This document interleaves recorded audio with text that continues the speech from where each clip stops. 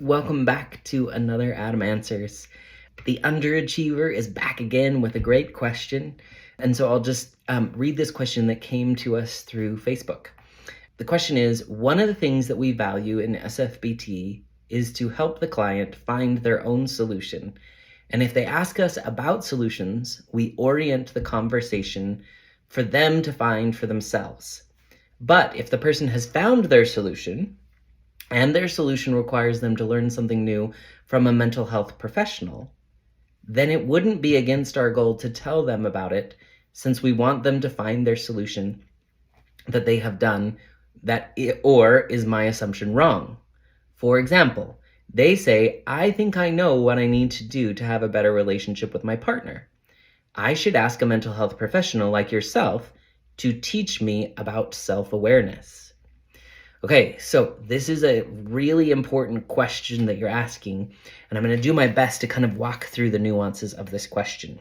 First of all, I would say we want to get really clear on what we're doing as solution-focused brief therapists. We're not necessarily helping people to develop their own solution, but instead, we're helping people to describe the presence of their desired outcome. Now, that's a subtle, nuanced difference, so I want to make it as clear as I can. When we help people find a solution, what that entails is they have a problem, and the problem can be fixed. The problem has a solution. So it's almost like A is a solution to B, a specific problem. When we get into that kind of thinking, that will get us into problem solving, where we think, okay, you walk in with this problem, let's brainstorm for a little bit. What are possible solutions to this problem? Okay, I want you to go home, I want you to try this solution, see if it works, come back, tell me if it works. Did it fix it or not? Now, one of the things I want to say is, oftentimes, people come in with particular problems and they say, I want a solution to this problem, but that isn't the same as an outcome. That's what we would traditionally call a strategy. They are looking for, I think if I use this strategy, aka the solution, I will get what I want, right? If we go back to your example, the example was, I want a better relationship with my partner. So they've come in and they said, A, problem, I have a bad relationship with my partner. Solution, I talk to a mental health professional, the mental health professional tells me what to do, and my relationship improves. That's problem solving. Instead, if we say, if you did get a relationship that was better, the kind of relationship you want with your partner, what difference would that make? When we ask what difference that would make, we're getting closer to an outcome. They might say things like, I would be happy. We would have harmony in our relationship. Peace would be present. Those kinds of things, harmony, peace, happiness, those are outcomes that we could get to with lots of different strategies. One strategy might be, I talk to a mental health professional, they tell me what to do, I do it, and we get happiness, peace, and harmony. But another solution to that or another strategy to get there might be, I go home, I put on soft music, that brings peace.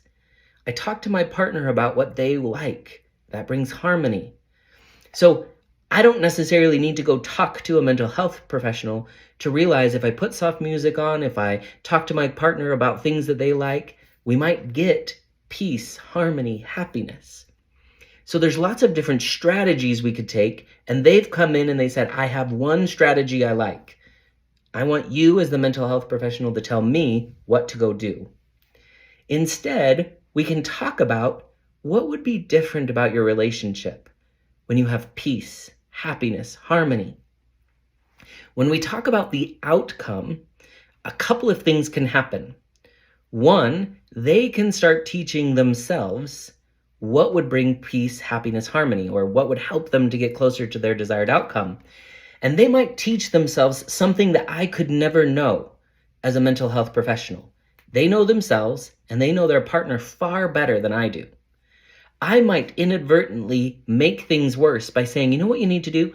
You need to go home and you need to give your partner a foot rub.